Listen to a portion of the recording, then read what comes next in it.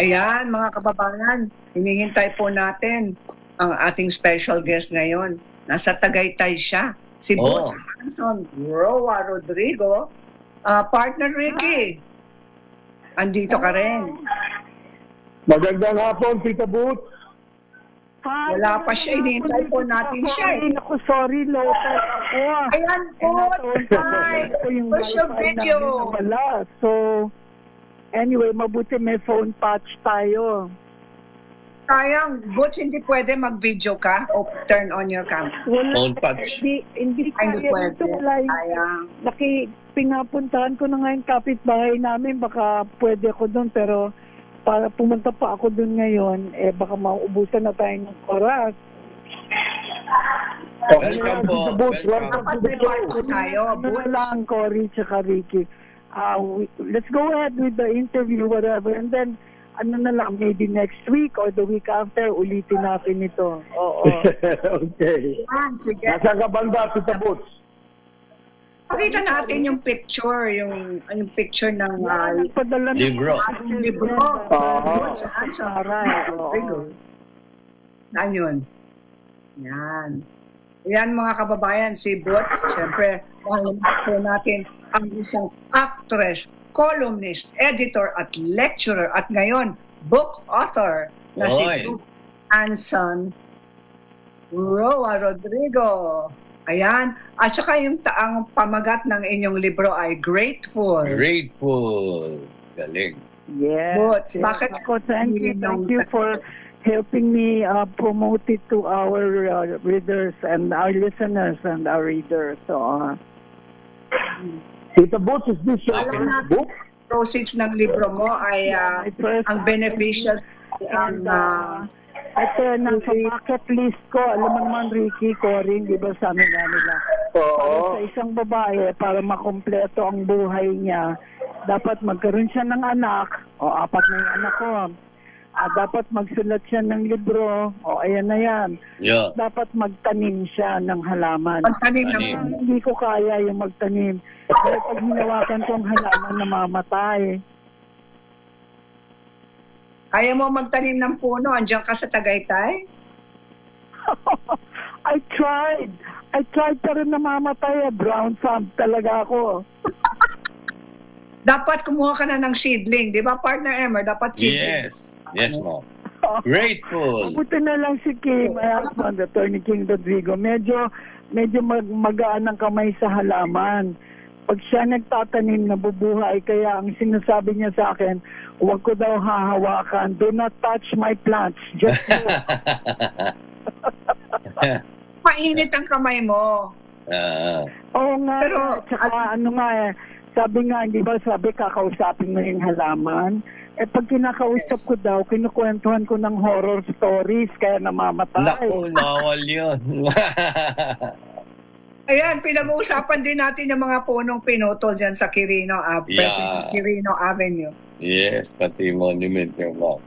Ito, Oo, Boots, maswerte kami. matanong natin, We are yung still- proceeds ng inyong libro, ang beneficiary Nung tinuloy ay itong ang Movie Workers Welfare Foundation. 3,000 Boots, evergreen trees. So ngayon, wooded kami dito. Marami kaming puno. Oo. ayun. Boots, yung libro nyo, ang beneficiary ay Movie Workers Welfare Foundation. Yeah, that's right. Ang Movie Workers Welfare Foundation is a 52-year-old foundation founded by former President Erap para matulungan yung marginalized workers ng industry. Yes. We get a lot of help from benefactors, but our main benefactor is the Metro Manila Film Festival na Okay. binibigyan kami taon-taon ng partial proceeds ng Metro Manila Film Fest, net proceeds.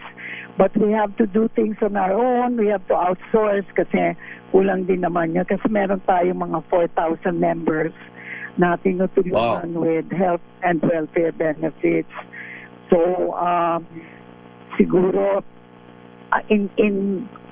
ang aming operational cost to help the beneficiaries is about 2 million a month. And kasama na lahat doon, pati admin costs and everything. So, kailangan mag-outsource kami ng funds para madagdag dun sa binibigay ng Metro Manila Film Fest. But we're very thankful.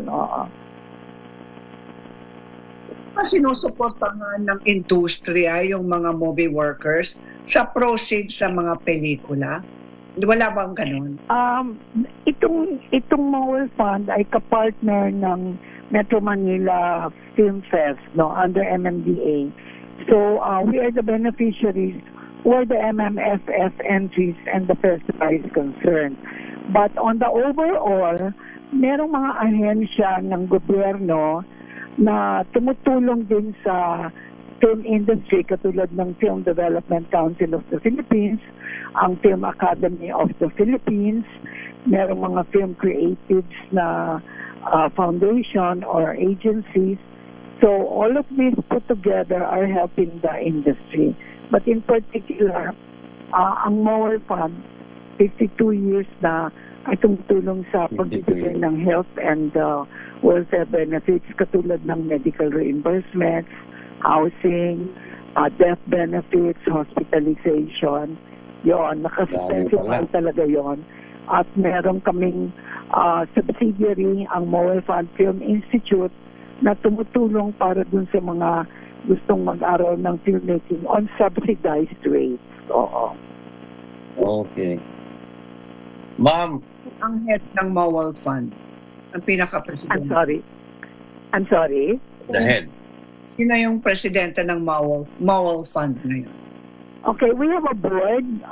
Ang board ay binubuo ni Gina Alhar, Vice Chairman, si Alden Richards, who's a Director, Jim Baltasar of CMB Films, Res Cortez, who is also our President, and myself as Chairman. Aktibo pa rin kayo, Boots? Ilang Correct. taon na kayo nasa larangan ng showbiz? Gusto ko sanang mag-retire na, but we're looking into succession. Sabi ko, sana na doon sa mga bata. Hopefully I can retire by the end of the year. 81 na ako, Cory, tsaka Ricky, pero yun, Maganda pa rin. tulong hanggang kaya. Oo. Hanggang kaya. Ano ba ang sekreto nyo? 81 years old, maganda pa rin. Mag-alaga si King Rodrigo, ang husband ko, malamig ang kamay. Yeah. Partner Emma, may you have a question? Ma'am, saan po dahil maraming nagtatanong saan ho namin nahanapin? Saan kami mag-order ng inyong libro online? Libro nyo. Oo. Opo. Yeah, thank you. That's a good question. Sa Lazada, sa Shopee, soon magbubukas ang National Bookstore ng pwesto para dito, and through Mowal Fund or through, I can give you a number na direct. Si De Leon at 0922-654-4606. Diretso na yon. Pero pwede rin through Mowal Fund. At saka yun na, Shopee and Lazada. Sa Facebook? Tulungan ako ng kaibigan kong si Jenny Ilustre, who's a journalist na kasama ko sa Philippine Embassy, the press office, when we were both working there in the 80s. At ang aming editor ay si Nestor Cuatero, isang kilalang manunulat din, who's with the MTRCB. Si Ellen Ramos, who's an artist, director, and designer. At meron din kaming katulong na sa administration. Oo. But most of the materials were written by Jenny and myself. Anong pinaka-highlight ng libro nyo? I-share nyo naman sa amin ng mga learning sa buhay nyo. Yeah. Mga bumangon. Actually, yung libro, ang highlights, of course, is parang the chronology of my life, at yung mga highlights, yung ups and downs ng buhay ko, the different eras in my life, like my service to the private sector and the government here when we were here, and then yung aming stint as a family sa Washington, D.C. at sa Northern Virginia when I worked with the Philippine Embassy as media attaché. After my posting, nagtrabaho ako doon sa Kennedy Center, sa Hyatt Regency, and in a bank where I was given the chance to study sa Asian Institute of Banking. So nagtrabaho ako dun sa bangko for 7 years. And by the time I resigned because my children and Pete wanted to come home, I was already an officer of the bank. And but it was a good choice to come home and repatriate noong 1993 para ipagpatuloy yung career dito na thankfully naman, gratefully, maganda yung pagtanggap ng publiko dun sa aking comeback. And to date, I'm still active, not only with my advocacy work sa Mawal Fund and with the Jesuit Communication Foundation, sa MMFF, Execom, and other advocacies. Pero active pa rin naman ako sa movies. Meron kaming isang pelikula na nasa Netflix ngayon. It was shown in cinemas in late February. Nasa Netflix ngayon. And I'm starting with another movie. Anong pamagat noon, Boots? Yung nasa Netflix ngayon, Until She Remembers. It's by Florante, by si Mendoza, yung ating Cannes winner. Kasama ko si Sara Santos at saka si Barbie Fortesa, Angel Aquino, and Albert Martinez and Eric Kison. It's a very interesting. Until She Remembers. Until parang She Remembers. ng amnesia. Parang, tama. Until she remembers you. Ikaw naman, tinagtagan mo na yun. Haba ko yun. Hirap pala. Kasi nahihirapan siya mag-connect dahil walang wifi doon ngayon sa nakatira doon sa Tagaytay. Anyway, galing talaga. Talaga naman ng bata pa ako. Pag nakita mo Boots Ansong Roa, yung mga new gen. Oo. Yan po ang talagang Gusto sana tuloy ko kung nakailang sine siya. Ilang sine na gawa niya, Cory. Gusto ko sana tanongin si Tita Boots ilang lahat ng sine na gawa niya. Siguro 60 years in the industry, partner. Since 1964 siya. Oh. 60 years. Oh. Diba? Iwan na siya eh. Oh. Walang Pero wala na. Siya. Partner siguro gusto niya magkaroon ng part 2. Okay lang. Oo. Okay lang. Tambak mo. Okay. Pero Ano bang memory niyo? Fun memory niyo? Anong title ng book? Anong title ng book? Grateful. Grateful. Grateful. Yeah. Grateful. Very Ay, Tita Boots message na na magpupunta sa Mawal Fund. Yan. Yan. Habang. Balik. Oh. Kaya kailangan na talaga natin ng maganda at masusing internet service. Oh, yeah. That's Lahat. i-promote natin sa Facebook page ng DCRH. Kaya mo yan. Yes. I-announce natin, partner. Yan. So, meron kang natanda mo yung telephone number na binanggit ni Tita Boots. Oo. Sinulat mo, partner. Pero nasa kasada ang libro. Yeah. Abangan nyo na lang. Tama ba mabibili sa National Bookstore, sa Shopee at Lazada? Binanggit ni Tita Boots? Oo. Okay. At saka, active siya sa Mawal Fund. Oo, siyempre, maraming umaasa doon. 4,000 pala ang membro ng Mowel Fund, Talagang kailangan mabuhay ang film industry. Oo. Yes. And next week, ako binabati ko habang nandito tayo. Greetings mo, partner. Yes, next week, siyempre, palalabas si ating Senator Robin Padilla movie, Comeback with Dennis Padilla, Bad Boy 3. Ikaw bad boy ka. Bad Boy 3 po yun. Kaya kahapon, nag-premiere po. Kaya, congratulations. Ayun. Ako naman, Tama-tama ang yung- ating tama-tama kandidata yung na si niya. Eunice Desa, Hmm. top model of the world. Ang competition niya ay bukas na. Bukas na.